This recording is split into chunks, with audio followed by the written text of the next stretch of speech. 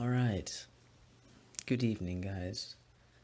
I have decided to start a series where I read off some of Rumi's most amazing parables and stories because I think they have some of the best wisdoms to offer and lessons to contemplate about. And I thought maybe I would do a series about extracting that wisdom, but it's just not the same. It's just not the same. And it's one of those things that stories should stay as stories, and that the lesson should always be said in a story. So today I will be telling the story, the poem from Rumi called The King and the Handmaiden and the Doctor. Okay. Do you know why your soul mirror does not reflect as clearly as it might? Because rust has begun to cover it. It needs to be cleaned. Here's a story about the inner state that's meant by soul mirror. In the old days, there was a king who was powerful in both his kingdoms, the visible as well as the spiritual. One day, as he was riding on the hunt, he saw a girl and was greatly taken with her beauty. As was the custom, he paid her family handsomely and asked that she come to be a servant at the place. He was in love with her. The feelings trembled and flapped in his chest like a bird newly put in a cage. But as soon as she arrived, she fell ill. The king was like the man who had a donkey, but no saddle for the pack. Then he bought a saddle, and wolves killed the donkey. He had a water jar, but no water. Then he found water, but the pitcher fell and broke. He brought his doctors together. You have both our lives in your hands. Her life is my life. Whoever heals her will receive the finest treasure I have, the coral inlaid with pearls, anything. We'll do what we can. Each of us is the healing savior of our regions. Surely we can find a cure. They neglected in the pride of their accomplishments to say, if God wills. I don't mean that just the saying of the phrase would have helped. There was a coldness and a closed quality beneath the omission. There are many who don't say Inshallah, and yet their whole soul resonates with it all the time. So the doctors began, and no matter what they tried, the girl got more pale and thin. The effects of their medicines were the opposite of what they expected. Oxymel produced bile. Almond oil caused dryness. Myrobalan, instead of loosening the bowels, constricted them. Water seemed to feed the fever. The king saw that his doctors were helpless. He ran barefooted to the mosque.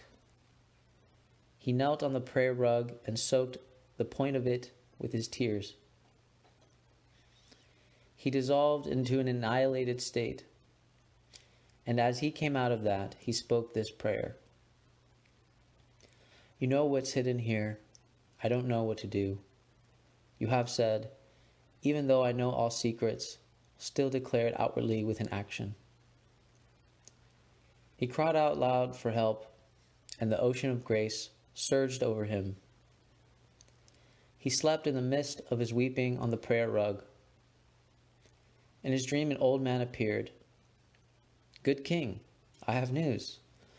Tomorrow a stranger will come. I have sent him. He is a physician you can trust. Listen to him. As dawn came, the king was sitting up in the belvedere on his roof.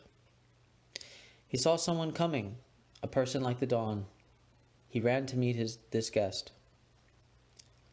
Like two swimmers who love the water, their souls knit together without being no seam. The king said, "You are my beloved, not the girl, but actions spring from actions in this reality. What should I do?" We should always ask for discipline. One who has no self-control cannot receive grace. And it's not just him he hurts. Undiscipled people set fire to the landscape. A table of food was once coming down from the sky to feed Moses and his people, when suddenly voices from the crowd called out, "Where's the garlic? And we want lentils." At once the bread and the dishes of grace food disappeared. Everyone had to keep digging with mattocks and cutting with long scythes. Then Jesus interceded and sent more trays of food.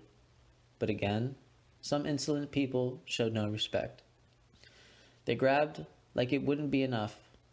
And even though Jesus kept telling them, "This food will last, it will always be here," to be suspicious and greedy when majesty arrives is the worst arrogance.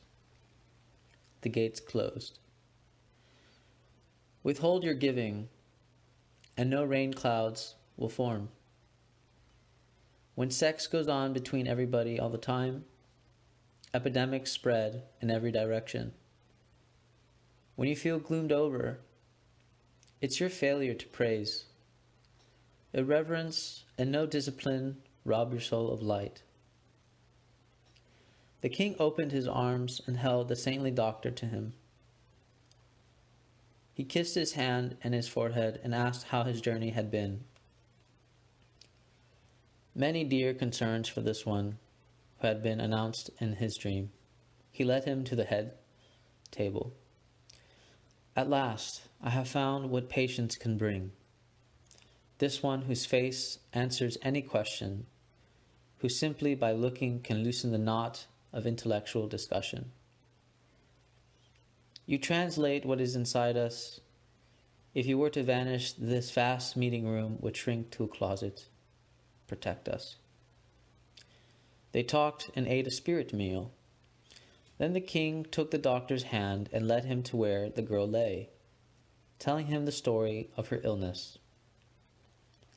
The doctor felt her pulse and observed her coloring and urine.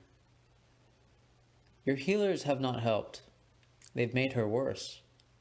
They don't know the inner states." The secret of her pain opened to him, but he didn't tell the king what it was. It was love, of course. The elements of love are different from any other. Love is the astrolabe that lights into the mysteries of God.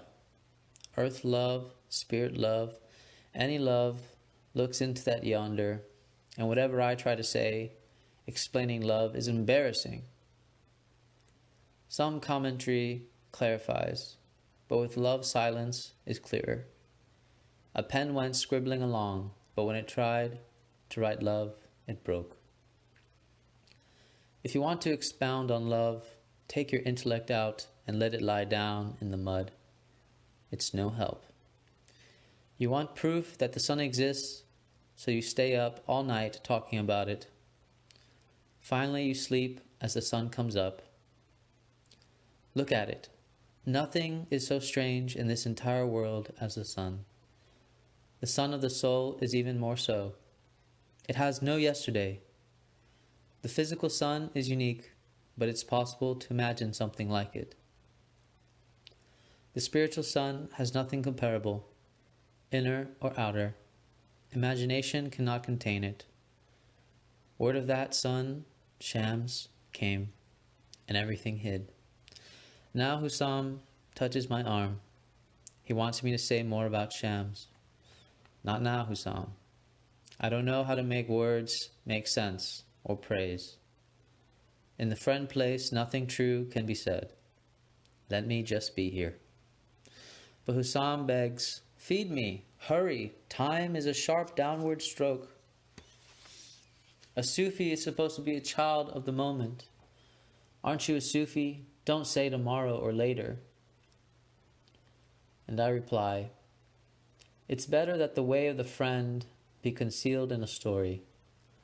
Let the mystery come through what people say around the lovers, not from what lovers say to each other. No, I want this as naked and true as it can be. I don't wear a shirt when I lie down with my beloved. Oh, Hussam, if the friend came to you completely naked, your chest would not stand it. You wouldn't be here in your body any longer.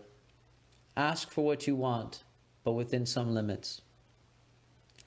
A little stick can't hold up a mountain.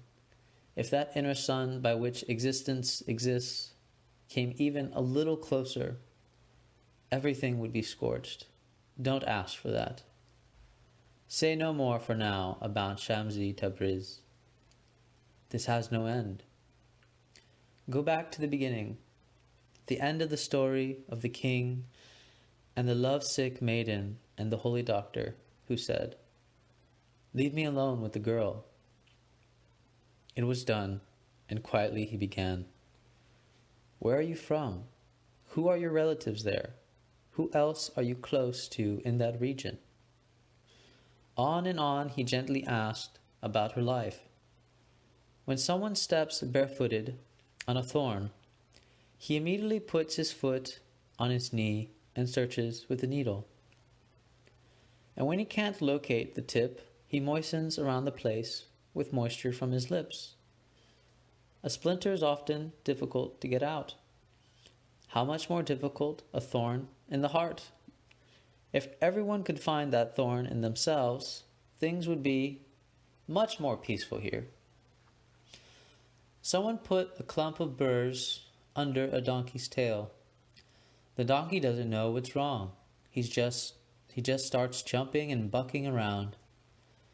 An intellect, thorn-removing doctor must come and investigate. So the divine physician asked about her friends and held her hand to feel the pulse. She told many stories of her home, mentioning many names, and he would say the names again after her to test the pulse reaction. Finally he asked, when you visit other towns, where are you most likely to go? She said one town, then another, where she bought bread and where salt, describing the houses, until he happened to say the word Samarkand, the dear city sweet as candy. She blushed, her breath caught. Oh, she loves a goldsmith in Samarkand. She misses him so. Where exactly does he live? At the head of the bridge on Gadafar Street. Now I can heal you. Don't be afraid. I will do to you what rain does to a meadow. But don't tell this to anyone, certainly not the king. When the love center in your chest becomes the grave for such a secret, then what you want will quickly be yours. Seeds must hide in the ground to become whatever is in them. The girl felt better. She trusted him. The doctor went to the king and told him part of the story. On some pretext, we must bring here from Samarkand a certain goldsmith. Lure him with the prospect of wealth and honors. The king's messengers went with robes and coins and easily persuaded the man to leave his family and his town. He rode an Arabian horse into the presence of the king and the doctor, who said, marry the girl to this man and she will be completely cured. It was done, and for 6 months those two loved and made love and totally satisfied themselves with each other. The girl was restored to perfect health. Then the physician gave the goldsmith a potion, so that he began to sicken. His handsomeness faded, and his strength dwindled. Little by little he became sunken-cheeked and jaundiced and ugly. And the girl stopped loving him. Any love based on physical beauty is not love. This world is a mountain. What we do is a shout. The echo comes back to us, the goldsmith said that and died. Choose to love the one who does not die. Don't say, but how can we do that? The generous one is not hard to find. But what about the doctors poisoning the poor goldsmith? It was not done for the king's sake. The reason is a mystery, like Kidder's cutting the boy's throat. Everything the doctor did was out of God's will. Kidder sunk the boat, yet it was right to do. When someone is killed by a doctor like this one, it's a blessing, even though it might not seem so. A child cries at its first haircut, but not the mother. Such a doctor is a part of a larger generosity. He takes away one and gives back 100. Don't judge his actions by what you would do. You are not living completely within truth, as he is. All right, that is the end of